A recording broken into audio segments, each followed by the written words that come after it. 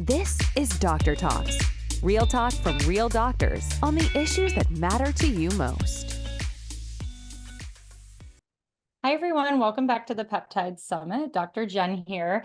And this story of our next guest is similar to mine. He left conventional medicine and went to really help people. So Dr. Jeffrey Gladden is going to be talking to us about longevity and peptides.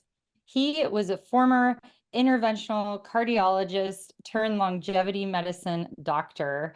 He also has a great story about why he changed and got into longevity. And when he's not at work, he likes to be athletic, artistic, and also he has a spiritual side. He surfs, mountain bikes, hikes, snowboards, plays the guitar, is into spiritual growth and enlightenment, and loves spending time with his loved ones. So I'm so excited to talk to you today, Dr. Gladden. Welcome. Oh, thank you, Jen. It's great to be here. Thanks. So you have an interesting story. So I don't know, not everyone hangs out with interventional cardiologists or talks to them on a daily basis like I would in the emergency room, but that's a specialty that takes a lot of work to get into and a lot of time, and you left it. So tell us a little bit about how that went. Yeah. So, I trained in interventional cardiology and then I did that in Denver. I did my internal medicine at Case Western in Ohio, actually. I think you're in Ohio. And then I went to medical school at Temple. But when I finished my cardiology, I came to Texas in 1988. And I thought I'd kind of died and gone to heaven because there was a lot of chicken fried steak eating, tobacco chewing people here. And I thought, well, this is a target rich environment for an interventional cardiologist. So I ended up practicing interventional cardiology for about 25 years. And I did a lot of things in that space. I ended up founding my own heart group, Advanced Heart Care, and I ended up with 10 offices and 12 doctors and, kind of a Texas approach to medicine. We flew around in a little plane, a little A36 Bonanza to outlying areas. And so I started outlying hospitals. I started their cardiac rehab programs, their STEMI programs for acute heart attack care, their cath labs, interventional angioplasty programs, AFib programs, CHF programs, things like that. And my passion was really trying to bring high quality care to communities that couldn't access it readily. And then I had the opportunity to also co-found a heart hospital here in Dallas with another cardiology colleague and the people at Baylor, which has turned into a nationally recognized heart hospital. That's a wonderful place if you need it, but I decided that it was better really not to have to ever go there, right? So, and then I was also involved with medical device companies. I still sat on the board of one, and so I have lots of things going in that area. But what happened to me is in my 50s, I got sick. I basically was putting on weight. I was exhausted all the time, and I was developing brain fog. And when I would come under higher levels of stress, I would feel myself go over a cliff of depression. And so I went in and I got tested, and I was basically told, hey, everything checks out for your quote unquote age. You're just getting older. Why don't you take an antidepressant? And it was such an existential moment for me that I'll never forget it, quite honestly. It's like, I can't believe that it's all going to be downhill from here. And so I really refused to accept that. And I think it's a similar story to many people. But I went out and I, threw myself into age management medicine and functional medicine, integrative medicine. And it took me 2.5 years to crack the code for myself. But, now we could do it in 6 weeks. But it took me 2.5 years to figure out that I had subclinical hypothyroidism, that I was hormonally depleted, that I didn't methylate well, that my neurotransmitters were off, and that I didn't convert inactive to active thyroid in my brain efficiently. And so once I got on the right combination of supplements, hormone replacement, thyroid replacement, and everything like that, I lost 20 pounds of fat, put on 10 pounds of muscle. I could, not worry about keeping up with my kids anymore. It was like they couldn't keep up with me again. And I thought, wow, this is medicine. This is medicine. This is healthcare. And so I decided to leave sick care. And so it was a little bit like base jumping, right? Because I knew how to make a living as an interventional cardiologist. And so you kind of base jump into something, but I just couldn't do it anymore. I couldn't, have those conversations with people, realizing that there was so much more out there to help people. And so I made the leap in 2012 and never looked back. So I love that story. And it kind of makes sense from a cardiology standpoint. I mean, yeah, you're sitting there knowing that there's a better way because you mentioned thyroid and hormones being suboptimal. And if Mhm. those aren't optimal, the heart is not going to be optimal. So 100%. it's not just how you feel. And I think that's the most frustrating thing is people are out there and they feel like garbage and they go to their Mhm. doctor and they're told to take an antidepressant. They're basically told it's all in their head, Right. which that's not it. And, to be fair, I mean, there is stress, stress is definitely a big problem with longevity. It shortens our telomeres, it ages us. So, at least everyone should be walking away from their doctor, not with a script for an antidepressant, but with a script for an adaptogen or, Mhm. just to do mindfulness and stuff. And oh, it's very frustrating. So when I still work in the ER, I mean, I go through those things with Right. patients, if they're willing to hear it, but it's such a broken system. And, It is. it's a bummer that happened to you, but what a gift. How amazing that Yeah, it's a you gift. cracked the That's right. code. It is a Yeah. gift. Yeah, it is a gift. And to your point about thyroid, we saw a lot of people with congestive heart failure and things like that. It turns out that being hypothyroid is a bigger risk factor for death in a congestive heart failure patient than their ejection fraction. That's how important it is. We think about, a weakened heart as being the biggest determinant of survival, but actually you superimpose hypothyroidism on that, it's a much bigger predictor. So it just goes to show you, to your point, how critical thyroid is and how often it's missed. We're all trained to look at TSH and T4 and whatever, and it wasn't until I did biometric testing, like, you know, we did reflex testing actually to show that I had slowed reflexes. And now we do resting metabolic rates on everyone, so we can actually see what's happening at a cellular level. So I kind of took the idea of all the precision that I loved in interventional cardiology and apply it to the longevity space. How precise, how deep can the understanding go? Yeah. Yeah, that's amazing. Now, do you find with your longevity treatments that you do, how young are people coming to you now? I mean, they're probably getting younger and younger. Yeah, it runs a spectrum, right? So we have people in their 30s through their 80s actually that work with us. And then we see some people in their 20s who are the children of some of the clients that want to get them tested and do some things like that. So, but typically it happens for people when they start to, what I call, feel their own mortality, right? They maybe not look like they want to, can't do what they want to, or feel like they would like to. And in most cases, they've kind of leveraged their health for the sake of building their business, building their family, engaging with their community or whatever. And then they get to a point where they don't have anything left to leverage, right? There's nothing left in the bank to pull from to do those things. And so then they come in. But I think longevity is becoming so common and so popular that many people in their 20s now are like, oh, okay, I don't want to go down that path, right? Like, I don't want to go down the same glide path of aging I saw my parents, grandparents go down, et cetera. And now people are like, I don't want to end up like my dad, who's in his 50s or 60s. I don't want to end up with that. So they're starting sooner and sooner. And I think that's fantastic, quite honestly. So Yeah, I do too. Now, how would you define longevity? that's a great question. So, I think longevity, to some extent, is kind of an abstract term. I mean, what does it actually mean for an individual? Does it mean you're going to live a long time?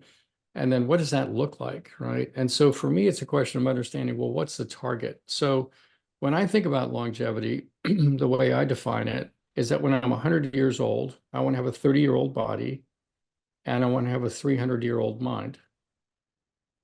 And that's my concept of longevity, because I think if you're going to be healthy for a long time, the idea is to expand into the full expression of yourself, bring all of your gifts forward, right?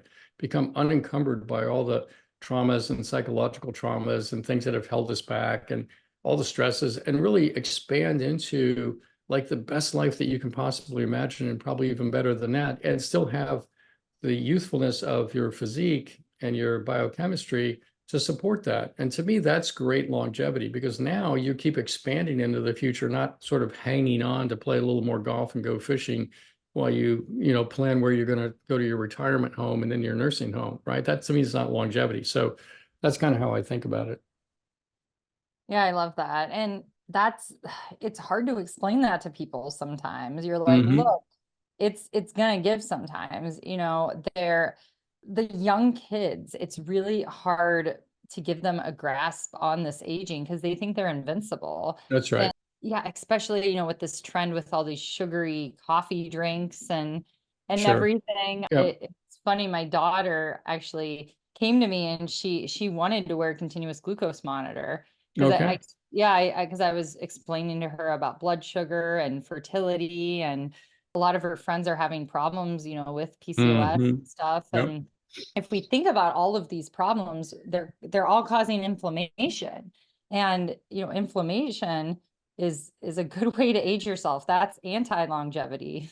Yeah, absolutely. No, it is interesting. I think one of the things that I learned as a parent for kids is that there's a spell between about age 12 and about age 26 or 7 where they don't listen to anything you have to say. They know better, their peers know better, somebody else knows better, somebody on the internet knows better. You don't know anything. But at the same time, they are watching everything that you do. And so parenting at that point is a function of setting a good example as much as any conversations that you have with them is kind of what I learned. And they circle back around to that. Now it's like, oh, Dad, what do you think about this? Is this a good choice? Is that a good choice? You know what I'm saying? So it's not because I tried to beat it into them. It's just because they knew I was living this lifestyle. And then they get to a point where they kind of wake up and it's like, oh, well, I'm not immortal. And I can see a wrinkle on my cheek and I see that this is for real, right? So I think that's kind of the way I approach it. I don't try to coerce anybody into thinking about longevity. Let them come to it on their own. Yeah, Yes, make it be their idea, that's especially right. with, I love that advice though, and I think I try to explain that to my husband. I'm like, if we keep modeling good eating, That's right. eventually they Yeah, will. But if they see us feeling like crap drinking, that's right. crappy things, yeah. So that's great advice. I need that because I have 4 kids and they're all Yeah, going to be going through that phase. yeah, exactly.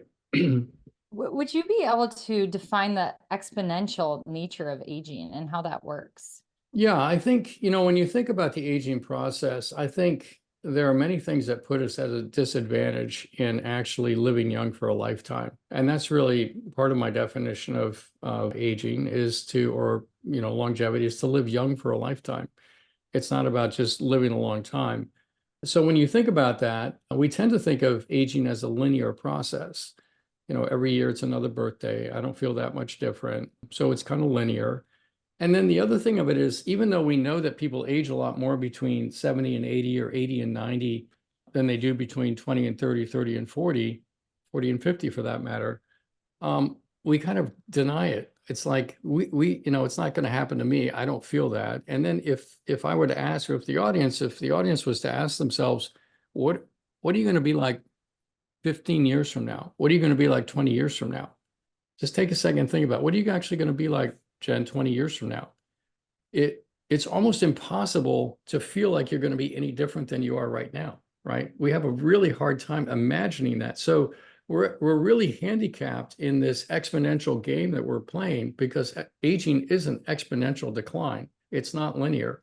And yet we feel like it's linear and we can't even anticipate or feel like what it might be like to go on exponential decline. So we kind of live in this false bubble of, oh, everything's okay, right?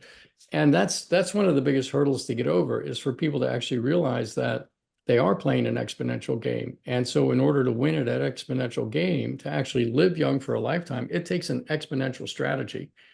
And many of the strategies out there with regards to quote unquote living healthier, longevity, or whatever else are actually linear strategies. They're not exponential strategies. So that's part of it. Wow, I love that. And you're right. You see yourself in 20 years, maybe aging a little bit in the face, but you don't really think your body, you don't know how your Mhm. body's going to change. So Right. yeah, it's really important to be proactive. So what are Mhm. some examples in longevity medicine nowadays that you would say have that more linear approach versus the Right. non-linear? Well, I just recorded a segment for a biohacking film actually, and I think biohacking can be a great thing. I love the idea of people taking responsibility and control and stepping into optimizing their health. But I can tell you that many of the biohacking approaches combined with get healthy strategy, if I'm going to eat better, sleep better, lower stress and exercise, is still a linear response to an exponential problem. And the reason for that is that it's not that they're not well-intended, and it's not even that they're not effective to some extent. It's just that they don't go after the actual drivers of aging.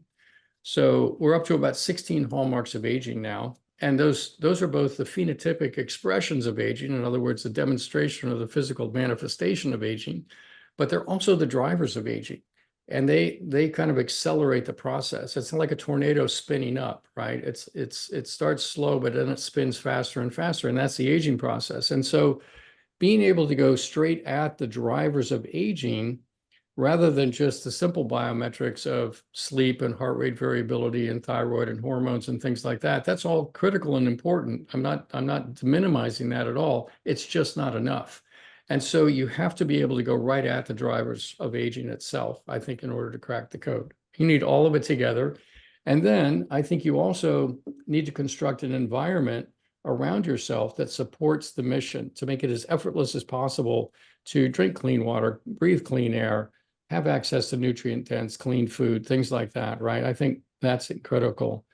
And the last piece is that, you know, in the book that I wrote, 100 is the New 30, I talk about 4 circles: a life energy circle, a longevity circle, which is the hallmarks, health circle, which is all the organ systems, and performance, which is being fast, agile, strong, quick, balanced with great cardiovascular reserve, great cardiovascular endurance, recovery, and flexibility. If you're going to do that, right, you need to do that. If you're going to be that at 100, you need to do it now. But on top of that is another circle, which is the life energy circle. And that has to do with having a growth mindset, taking care of mental health issues, feeling self-love, having great relationships, feeling joy, feeling worthy, right? Being wise, and then feeling safe. I think most stress comes from not feeling safe, ultimately. And then having what I call this energetic resonance with the universe, where you have this greater sense of purpose. And I think when you get that life energy circle dialed in, your comments earlier in the podcast about, you know, stress is such a major driver of aging, and it is. If you solve that circle in addition to addressing the drivers of aging, in addition to driving forward on the health process, and then working on your performance to where you can be fast, agile, strong, quick, balanced, et cetera, then that starts to be, and you have the environment to support it, that starts to become an exponential response to an exponential problem. Love it. Love it. And it is really important, like you said, to feel safe. So a lot of patients I see, they have that trauma, and we're Yep. doing all the things. And I'm like, look, like, I know this is hard, but you have to deal with that part for That's your right. other parts to get better. And I think that's a really hard, it's a hard pill to swallow for people. And sometimes they get it, sometimes they don't. So I Well, like I how think, that's yeah, included. I think to your point, I think most of us end up living in reaction to old traumas, right? So I don't know, I've never met anybody that has not experienced traumas, either in childhood, adolescence, whatever it was. We've all dealt with traumas. And our brains are wired in a way to where we recognize that trauma and then we live in reaction to it, and it puts us on tilt, right? And so it's like, well, I'm afraid of this. I'm not going to do that. I'd never go there again. I wouldn't do this. I wouldn't get in that relationship again. I wouldn't do this, right? And so you're kind of living on tilt, living in reaction to these traumas. And I can say on the mental health side, it's really important to work with somebody that can help you identify what those are, how they happened, what you experienced there, so you understand it. From there, you can heal it. And then the final step is to actually transcend it, to where you actually look at it and become grateful for everything that happened. When you get to that point where you're actually grateful because everything has enabled you to have this innate wisdom that you now have, this innate sense of purpose that you now have, you become grateful for all of that. You forgive the people that were involved, and there's just love for everyone there. Then all of a sudden, now your psyche's at a space where you can actually really optimize health and actually expand into, you know, the true full expression of who you are. And I think that's living right there. Yes, I agree. So beautiful. Definitely forgiveness and that, and like you said, feeling safe. So many people, especially with the pandemic, it really set a lot of people back. So Yeah. hopefully everyone can feel safe again. Yeah. Now, are you using any peptides in your exponential longevity Yes. plan? Yeah, we've been using peptides for, I don't know, probably 8 years or so. and I did peptide training with Dr. Seeds years ago. Initially, I think I was the first class to go through A4M on the peptide training modules that they had. And, I immediately became enamored with them because unlike pharma, where you're basically putting a drug in to interrupt a biochemical pathway, which then, may decrease the pain or may decrease the inflammation, but it's actually causing side effects elsewhere. Peptides actually work by setting off a cascade of healing activities, right? And so we became very enamored with that. So, we use them on a daily basis, right? BPC 157, CJC with ipamorelin for growth hormone release, BPC with KPV for the gut, BPC orally, BPC subcutaneously with GHKCU for wound healing and, helping out with knees and things like that. And then doing things for the brain with Cmax, C-Lank that increase brain-derived neurotrophic factor, can calm the brain down, particularly with C-Lank, things like that. So we use peptides on a regular basis. Now, the FDA is making it tougher and tougher actually to get peptides.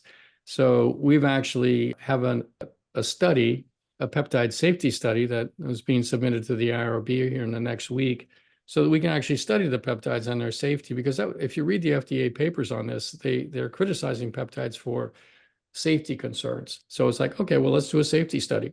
So now we'll have all the peptides and we'll put them in the safety trial. So we'll be able to have access to them and people can get access to them and then they'll be part of the research trial. So, yeah. That's exciting. You're submitting that soon? Yeah. Next week. It's already been built out. We're just about ready to submit it. Mm-hmm. Great. That's really exciting. Yeah, because a lot of those peptides can really be game changers when it comes to longevity and especially like you mentioned BPC 157, having, if you were hard on your body when your body was younger, it can help repair that. Oh yeah, for sure. It's great for recovery. Like if I'm going to go snowboarding or something and you have a hard day of snowboarding or whatever you're doing, you come back, you inject BPC 157, maybe some GHK-CU with it, and then you do some CJC with ipamorelin to release growth hormone. You wake up the next morning, it's like you didn't even go snowboarding yesterday. You just feel like perfect again. It's like, it's magic. It's incredible how powerful they are and how cool they are to use. Yeah.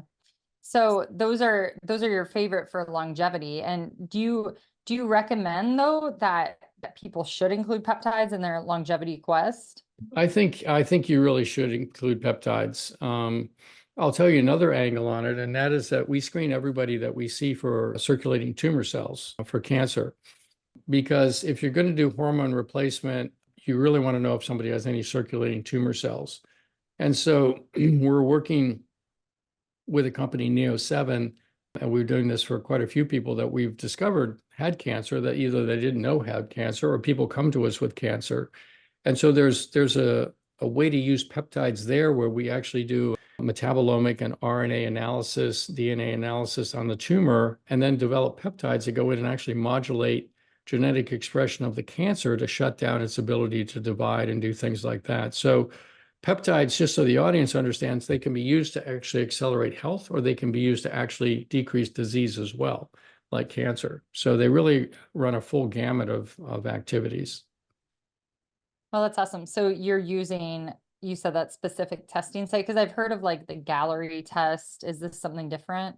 Yes, very different. We're not quite honestly huge fans of Gallery. We think their sensitivity and specificity isn't where it needs to be. If a test is, let's say it's 85% sensitive and 85% specific, and it comes back positive, right? Well, where are you, right? Or if it comes back negative, well, where are you, right? You really don't know for sure. So what we like to do is actually look for circulating tumor cells, because if you find them and you can still have malignancy in your body and not have circulating tumor cells, so it's not 100% sensitive. But if it comes back with cells, you have malignant cells, and the DNA of those cells can actually be basically sequenced, and you can actually see what's going on with these tumor cells, and that enables you to develop an exponential strategy on how you're going to deal with it. And so we're big fans of that approach. We do other kinds of screening. People talk about doing MRI scans to screen for cancer, and it came back clear, so you're clear. Well, that couldn't be further from the truth, because you and I both know that the resolution on an MRI scan is about 2 millimeters, and you can have a whole bunch of cancer cells inside of 1 millimeter, right? So really important, I think, that people understand that cancer screening needs to be done meticulously, particularly if you're going to use hormone replacement or other things. So, yeah. Yeah, absolutely. That's a great point, because you want to make sure you don't have any tumor cells, especially if you are doing something like PPC 157 growth hormone or specific hormones if they're hormone related cancers. So That's right. a good point. Yeah, that's right. So you wrote a book you mentioned on how to feel 30 at age 100. Yeah. And people are doing this. They feel that good. Yes. Well, I wake up 27 every day, right? And so one of the key ways to go about this is to have the mindset of being 27. And I talk about how people can hear what we're talking about here, and they can say, well, that's not really possible. I think that's just a bunch of hooey, or it's going to take time and attention. It's going to take resources. I'm going to have to change the way I do things. These are all excuses for not sort of engaging with the process, right? But I think the most, on some levels, subtle, but the most tragic one is when people say, yeah, but I'm okay. I'm okay for my age. I'm better than most people my age, right?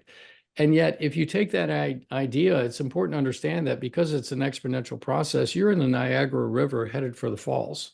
And so you may feel fine today, but you're still in that river headed for the falls. So if you don't have a strategy about how you're going to build a boat with a motor to go back upstream, you're going to go over the falls. So in order to do that, I think a piece of it is claiming a younger age. Like, I'm 27. I've completed 70 laps around the sun as of this past February, but I'm 27. And if I wake up and I don't feel 27 for some reason, it's like, well, what do I need to do to get back to 27?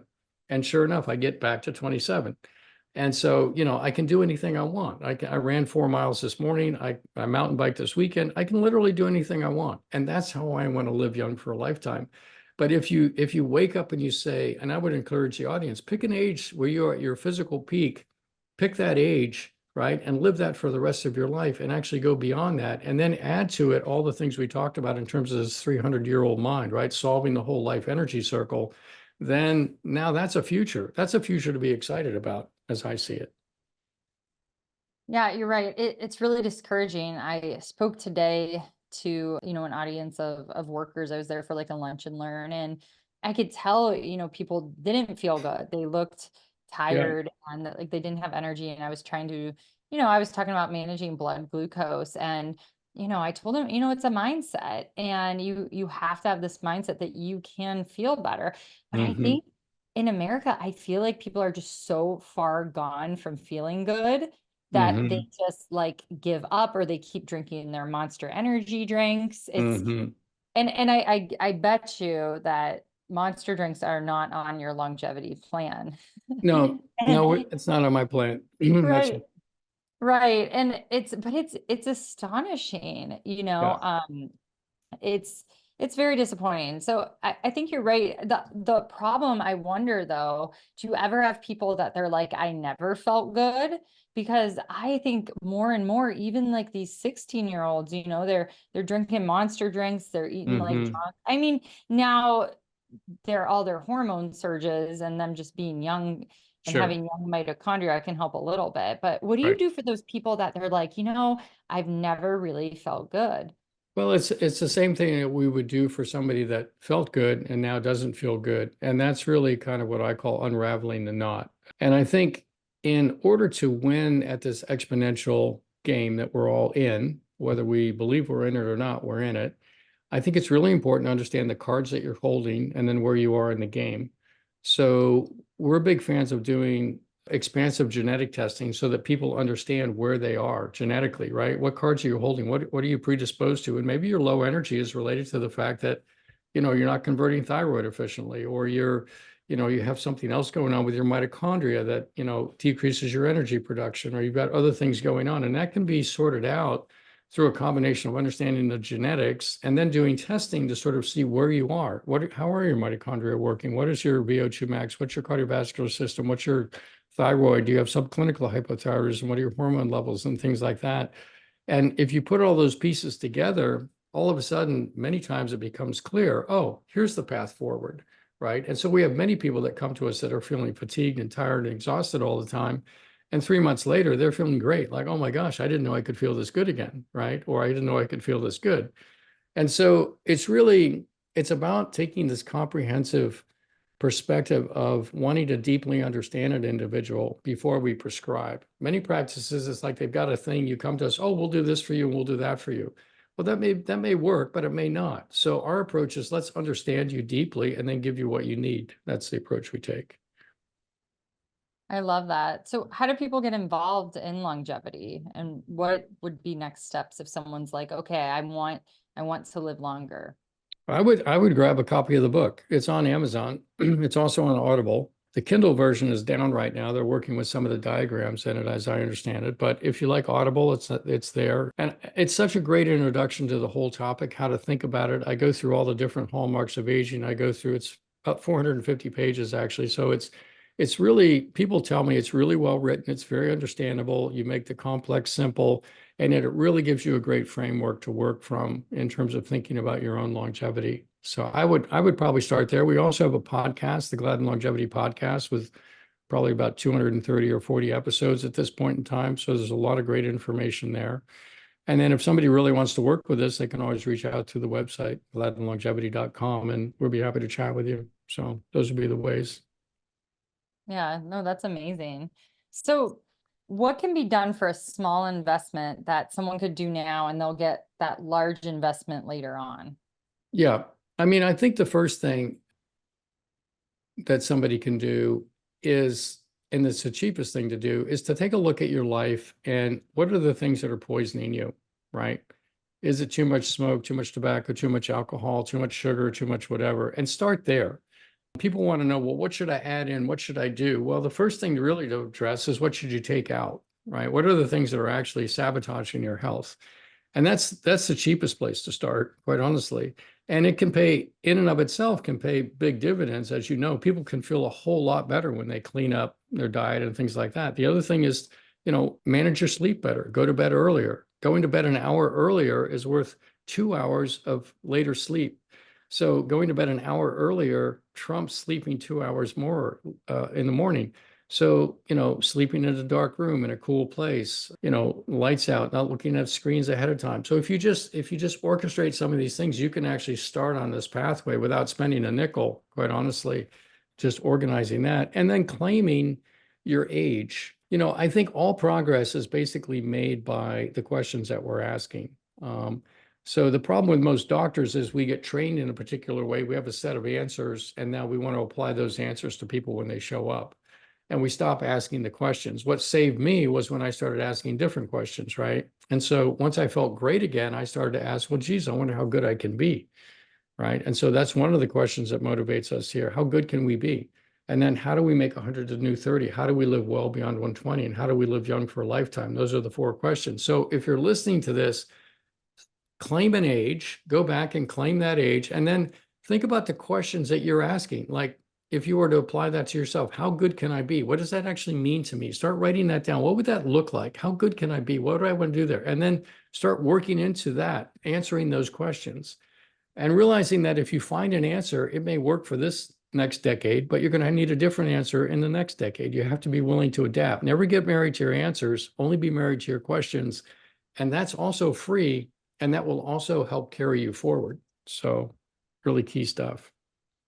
I love that, because a lot of people, they just think everything's expensive, peptides, supplements, all the testing. But like you said, there's so many things that are free or can take little effort, like the sleeping. That's what I need to do. I was just telling my husband that. I'm like, I need to go to bed earlier. I need to not care about the PowerPoint deadline I have due. I just need to do it next day. That's great. Now, why did you specifically pick 27, you said? Yeah, that's a good question. Well, 100 is the new 30. When I thought about it, initially I picked like 33 or 34. Then I thought, I was in medical school at 27, and I feel about like I did when I was 27. I'm so excited to learn things every day. I'm reading like a maniac. I'm absorbing new information. I'm creating new programs, research projects, etc. And I feel like I'm 27. So it's like, no, I think I'll claim 27. And then there's kind of a funny reason, which is that I'll be 27 for the next decade. And then when I've gone 80 times around the sun, I'll be 28. At 90, I'll be 29. And then at 100, I'll be a 30. So it gives me a chance to kind of have a little headroom to grow into being 30. So I love it. That's a good idea. I'm trying to think now which age I should claim. I don't know. Maybe I'll start younger. yeah, But when I go was for younger, it. I had my autoimmune stuff going on. So I don't Hmm. even know if I felt that amazing. So Yeah. I'll have to think about that. Well, Maybe I could just start now. when did you actually feel your best? I don't I feel like now I do, to Okay. some degree, I don't know. It's hard because for me, it's stress. Like I know my biggest thing is stress and sleep. Yeah. And that's the thing, we're always kind of working on it. But the past year, I've really worked on feeling safe and, prayer. And Hmm. I, I feel so good about that. I don't get as rattled. I had someone tell me, I can't believe all of these things happened to you in one day, like with my business and with my kids and my other kid. Yeah. And I'm like, it's all going to work out. It's where I'm Hmm. supposed to be. So that's helpful, but stress is still there. And unfortunately, that's really going to ramp up the aging process. So maybe Right. I'll think back. Maybe my age will be when I had no cares in the world, right? Okay. Pick that age. Pick that age. What age is Yeah. that? 12? I don't know, probably high school, right? I mean, Okay. like you were talking about in high school, that's when we all think that we are invincible. I mean, not that I ate bad or anything, but you're just so carefree. So Yeah. actually, yes, thinking back, this is funny that we're talking about this. Maybe before all my thyroid stuff happened. Okay. Yeah, so maybe age like 15, 14, Okay. 15. Yeah. Yeah, Okay. because that's when my autoimmune disease tipped off. And looking back, it was probably excess antibiotics, a little bit of Hmm. Epstein-Barr, that. But yeah, I mean, I do agree with you that every phase in our life, though, is for a reason, and I'm grateful for all Yeah. of that. And Yeah. No, that's I would, same as you, I would not have gone into integrative medicine except my health stuff, but my health stuff happened earlier. So. hmm. Yeah. No, it's a great story. When it comes to stress, I will just add this, and that is that one of the insights that I've had is that there's nothing external to us that can ever make us feel safe. So there's no amount of job, there's no about, the right relationship, your kid's doing well, all that stuff ultimately can never make you feel safe. So then you realize that, loving ourselves unconditionally is kind of an inside job. And then us feeling safe is also an inside job. And so then you ask the question, because it's all about the questions, how is it that I feel safe, right? Regardless, if everything were taken away, how would I still feel safe? And that becomes really kind of a spiritual question, to your point. And so then there's a question of, okay, I'm going to feel safe. I'm going to give myself safety. I'm going to scoop up my little 3-year-old self and give them safety. But I'm also going to connect spiritually and feel the safety that comes from that alignment. And when you have that as your base and you're not dependent on things going right or things going this way or going that way in order to feel safe, all of a sudden now you have a real base to come from. And now things are just represent opportunities, right? There's nothing bad out there. There's just opportunities. Something changes, something happens, whatever. It's a new opportunity. And so when you start to see everything as an opportunity and not a problem, that really lowers stress and now you're safe because internally you've already got this solid core, right? So that's kind of how I think about it. Yes, I love that. And that's beautiful because it's all about mindset. And Hmm. I do recommend people do a gratitude journal, right? I'm like, it's going Yeah. to change how you think about things. Like you're grateful for everything you have. So when something bad happens or you can't compare your life to other people, and you're just going to feel like bask in that gratitude, and that will lower your stress and kind of make you feel safe in a way too, I guess. But you know, I I would like to ask you what you think about, technology with longevity, because some of the technology is good, but some of it, like people being on their phones and having notifications all the time, some of that is terrible. Yeah. No, I think it's interesting, right? We're coming into the age of AI and we're leveraging AI heavily here in our practice. We've been working with AI for about 5 years now.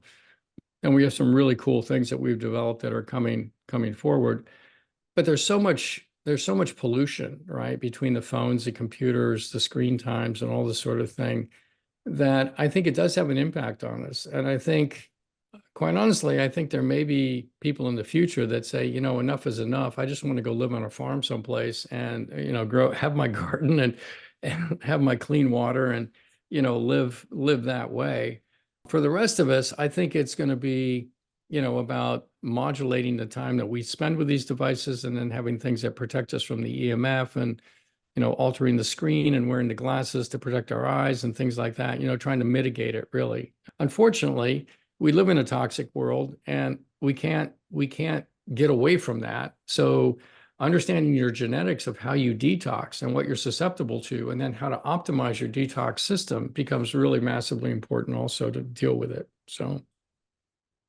Yes, that's a great point. I mean, I do wear an Oura ring and a little bit of EMF, but lots of data. And I do take breaks from it, but yeah. So awesome. It's just been so great learning about longevity with you and your expertise. And, I'm excited to see, like you said, you're just aging 1 year at a time now for the next few decades. So that's exciting. That's right. Yeah. 1 year a decade. So that's the idea. Yeah, exactly. Yes, It's super fun.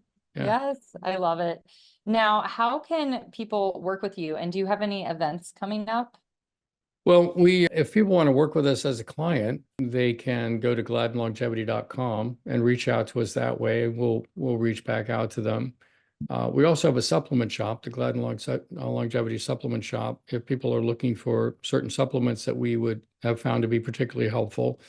And I'm also getting ready to launch a Gladden longevity certification course where we'll be teaching practitioners basically how we go about things, what our methodologies are, et cetera. We've got some very sophisticated approaches to playing this symphony of longevity. And we found that putting certain things together and in the right sequence can make a massive difference. It's not just about stem cells. It's really about how you clean up the system and prime the system before you put the stem cells in, and how you support them after they go in and things like this. So we're able to do remarkable things with brain health, gut health, heart health, lung health, long haul COVID, hormone replace, most of the things that people deal with. And then we're also going right after these drivers of aging. So it becomes super, super interesting. So if people want to work with us, those would be the ways. Yeah. Awesome. That sounds great. Well, thank you so much for being here today. I loved talking to you. Oh, great. I really appreciated the opportunity, Jen. It was great talking with you too. Thank you for tuning in to Dr. Talks. We hope today's episode has enlightened and inspired you on your path to optimal health. Each day is a new opportunity to make choices that empower your well-being. For more insights and strategies, subscribe to our podcast and visit our website, www.drtalks.com. Stay connected, stay healthy, and join us next time on Dr. Talks, real talks from real doctors on the issues that matter to you most.